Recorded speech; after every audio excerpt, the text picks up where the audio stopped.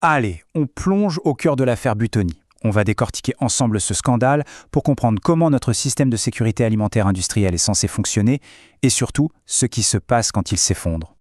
Pour bien comprendre, il faut écouter cette phrase, prononcée par un ancien salarié de l'usine. C'est une phrase qui fait froid dans le dos et qui montre bien que cette crise, elle se préparait depuis des années. D'abord, revenons sur la manière dont le scandale a éclaté. Ça a été une surprise pour les autorités, pour les consommateurs, mais visiblement beaucoup moins pour ceux qui travaillaient à l'intérieur de l'usine. Regardez cette chronologie. Ce qui est vraiment frappant, c'est la vitesse à laquelle tout s'est enchaîné. Entre les premières ventes et le rappel massif, il ne s'est écoulé que quelques mois. En très peu de temps, on est passé d'un produit en rayon à une crise sanitaire nationale. Et quand on parle de rappel massif, le mot est faible. On parle de centaines de milliers de pizzas retirées de la vente partout en France. C'est juste énorme, et ça montre une faille béante dans la chaîne d'approvisionnement. Du coup, la question que tout le monde se pose, c'est comment est-ce qu'on a pu en arriver là ? Eh bien la réponse, ou en tout cas une partie de la réponse, elle se trouve dans l'usine elle-même. Les témoignages des employés, eux, ils dressent un portrait assez alarmant. Un endroit où les protocoles de sécurité semblaient secondaires. Il ne s'agissait pas d'erreurs isolées. Les témoignages parlent d'une véritable culture de la négligence. La cadence avant les règles ? Ignorée. Les alertes des salariés ? Ignorées. L'hygiène ? Vraiment pas la priorité. Chaque petit manquement, ajouté aux autres, a créé le terreau parfait pour la catastrophe qui allait suivre. Pour bien mesurer la gravité de ces défaillances, il faut juste revenir aux bases, aux règles fondamentales qui sont conçues justement pour éviter ce genre de drame. Et là, on touche à un point essentiel en sécurité alimentaire. La différence entre le danger et le risque. C'est pas la même chose. Le danger, c'est la bactérie E. coli. Elle existe, c'est un fait. L'objectif, ce n'est pas de l'éradiquer de la planète, c'est impossible.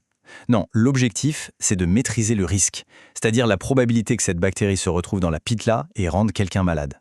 Et c'est précisément sur la gestion de ce risque que Buitoni a échoué. En sécurité alimentaire, il y a une méthode bien connue, celle des 5 M. Et dans le cas de Buitoni, on voit des défaillances critiques sur au moins 3 de ces 5 piliers.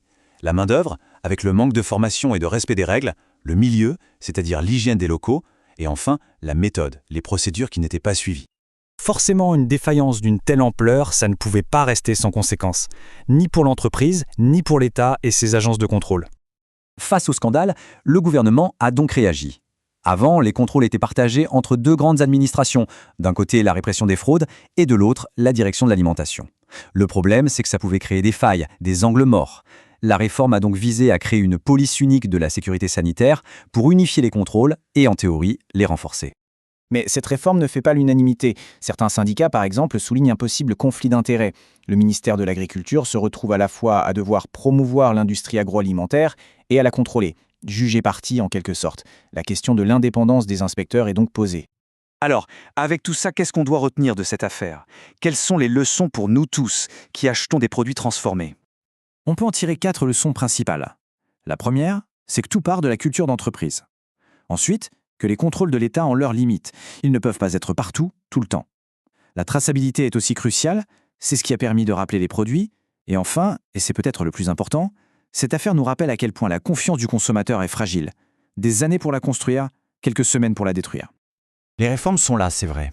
Mais le scandale Buitoni laisse derrière lui une question fondamentale, qui reste entière. Est-ce qu'une nouvelle organisation des contrôles suffira à restaurer la confiance dans tout le système agroalimentaire industriel ? Le débat est loin d'être clos.